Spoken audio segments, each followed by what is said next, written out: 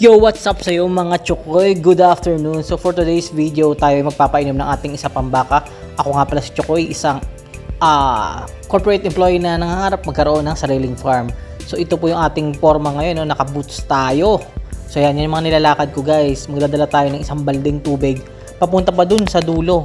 Kaya pinabilisan ko na lang, hyperlapse na lang po natin yung video kasi pag naka-normal, tatagal lang ang ating video yan.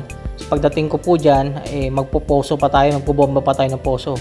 Pagka puno nyan, babalik na naman po tayo doon kung saan nakatali yung ating mga baka. So pabalik-balik po tayo, so nakakapagod at talagang may exercise ka dito. Kaya sulit na sulit pag nasa bukid ka guys kasi libre ang workout mo.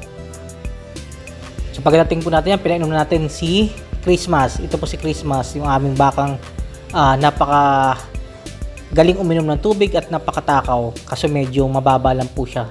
Sana tumaba pa po siya at lumaki. Yan, uubusin niya po talaga yan. Talagang napakatakaw po niyan sa tubig. Yung isa po nating baka doon, nakita niyo naman sa last video natin is sinusubukan na po natin. Ayan po.